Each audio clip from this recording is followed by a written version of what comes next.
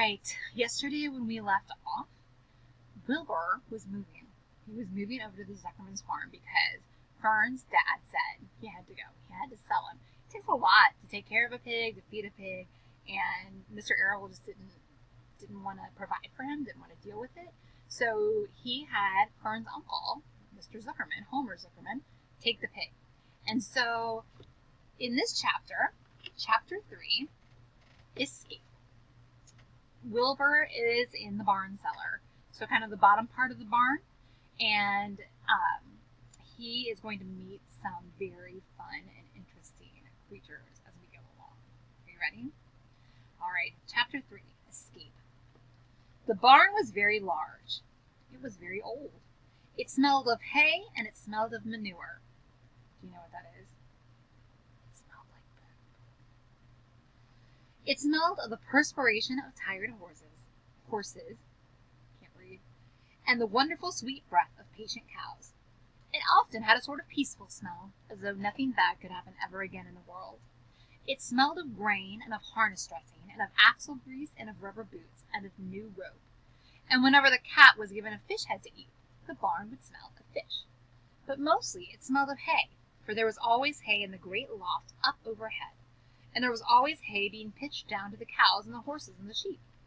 The barn was pleasantly warm in the winter, when the animals spent most of their time indoors, and it was pleasantly cool in the summer, when the big doors stood wide open to the breeze.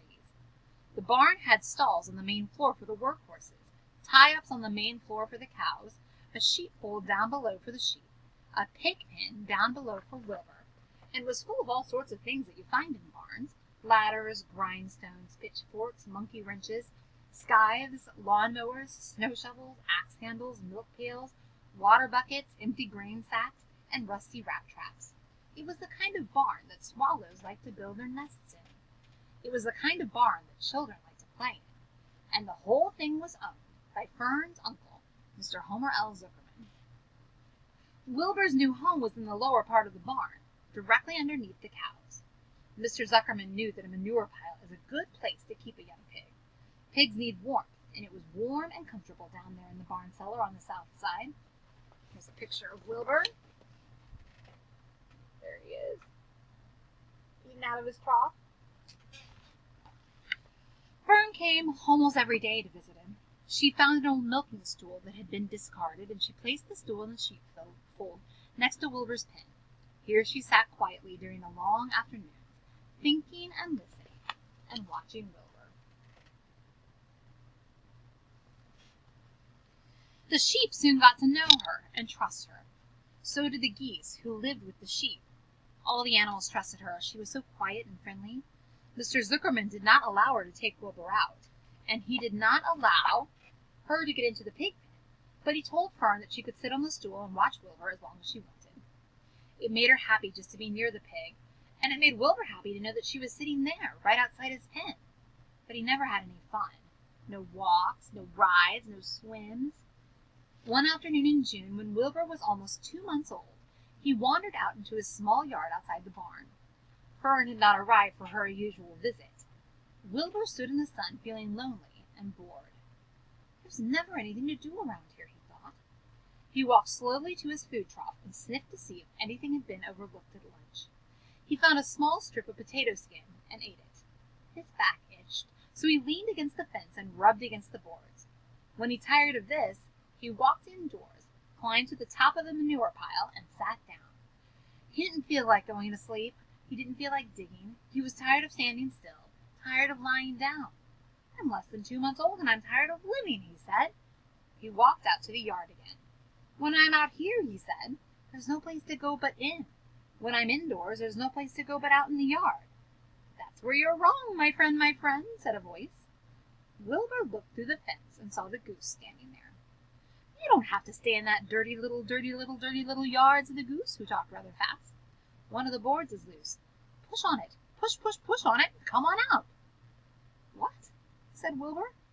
Say it slower. At the risk of repeating myself, said the goose. I suggest that you come on out. It's wonderful out here. Did you say that a board was loose? That I did, said the goose. Wilbur walked up to the fence and saw that the goose was right. One board was loose. He put his head down, shut his eyes, and pushed. The board gave way. In a minute he had squeezed through the fence and was standing in the long grass outside his yard. The goose chuckled. "How does it feel to be free?" she asked. "I like it," said Wilbur. "That is, I guess I like it." Actually, Wilbur felt queer to be outside his fence with nothing between him and the big world. "Where do you think I'd better go?" "Anywhere you like," said the goose. "Go down to the orchard, root up the sod, go down to the garden, dig up the radishes, root up everything, eat grass, look for corn, look for oats, run all over, skip and dance and jump and prance, go down to the orchard and stroll in the woods. The world is a wonderful place when you're young." "I can see that," replied Wilbur. He gave a jump in the air, twirled, ran a few steps, stopped, looked all around, sniffed the smells of the afternoon, and then set off walking down through the orchard. Pausing in the shade of an apple tree, he put his strong snout into the ground and began pushing, digging, and rooting. He felt very happy. He had plowed up quite a piece of ground before anyone noticed him. Mrs. Zuckerman was the first to see him. She saw him from the kitchen window, and she immediately shouted for the men. "Homer!" she cried. "Pigs out! Lurvy! Pigs out! Homer! Lurvy! Pigs out! He's down there under that apple tree." "Now the trouble starts," thought Wilbur. "Now I'll catch it." The goose heard the racket, and she too started hollering. "Run, run, run downhill! Make for the woods, the woods!" she shouted to Wilbur. "They'll never, never catch you in the woods." The cocker spaniel heard the commotion, and he ran out from the barn to join the chase. Mr. Zuckerman heard, and he came out of the machine shed where he was mending a tool. Lurvy, the hired man, heard the noise, and came up from the asparagus patch where he was pulling weeds. Everybody walked toward Wilbur, and Wilbur didn't know what to do. The woods seemed a long way off, and anyway, he'd never been down there in the woods and wasn't sure he would like it. "Get around behind him, Lurvy," said Mr. Zuckerman, "and drive him toward the barn, and take it easy, don't rush him. I'll go and get a bucket of slops." The news of Wilbur's escape spread rapidly among the animals on the place. Whenever any creature broke loose on Zuckerman's farm, the event was of great interest to the others. The goose shouted to the nearest cow that Wilbur was free, and as soon as all the cows knew. Then one of the cows told one of the sheep, and soon all the sheep knew. The lambs learned it from their mothers. The horses in their stalls in the barn pricked up their ears when they heard the goose hollering, and soon the horses had caught on to what was happening. "Wilbur's out," they said. Every animal stirred and lifted its head and became excited to know that one of his friends had got free and was no longer pinned up or tied fast. Wilbur didn't know what to do or which way to run. It seemed as though everybody was after him. "If this is what it's like to be free," he thought, "I believe I'd rather be pinned up in my own yard." The cocker spaniel was sneaking up on him from one side. Lurvy, the hired man, was sneaking up on him from the other side. Mrs. Zuckerman stood ready to head him off if he started for the garden, and now Mr. Zuckerman was coming down toward him carrying a pail. "This is really awful," thought Wilbur. "Why doesn't Fern come?" He began to cry. There you can see Mr. Zuckerman and Mrs. Zuckerman getting ready to try to catch Wilbur. The goose took command and began to give orders. "Don't just stand there, Wilbur. Dodge about," cried the goose. "Skip around, run toward me, slip in and out, in and out, in and out. Make for the woods, twist and turn." The cocker spaniel sprang for Wilbur's hind leg. Wilbur jumped and ran. Lurvy reached out and grabbed. Mrs. Zuckerman screamed at Lurvy. The goose cheered for Wilbur. Wilbur dodged between Lurvy's legs. Lurvy missed Wilbur and grabbed the spaniel instead. Nicely done," cried the goose. Try it again." And there's Lurvy, accidentally catching the dog instead of the pig. "Run downhill," suggested the cows. "Run toward me," yelled the gander. "Run uphill," cried the sheep. "Turn and twist," honked the goose. "Jump and dance," said the rooster. "Look out for Lurvy," called the cows. "Look out for Zuckerman," yelled the gander. "Watch out for the dog," cried the sheep. Listen to me," screamed the goose. Poor Wilbur was dazed and frightened by this hullabaloo. He didn't like being the center of all this fuss. He tried to follow the instructions his friends were giving him, but he couldn't run downhill and uphill at the same time, and he couldn't turn and twist when he was jumping and dancing, and he was crying so hard he could barely see anything that was happening. After all, Wilbur was a very young pig, not much more than a baby, really. He wished Fern were there to take him in her arms and comfort him. When he looked up and saw Mr. Zuckerman standing quite close to him, holding a pail of warm slops, he felt relieved. He lifted his nose and sniffed. The smell was delicious. warm milk, potato skins, wheat middlings, Kellogg's cornflakes, and a popover left from the Zuckerman's breakfast. You guys know what slops are?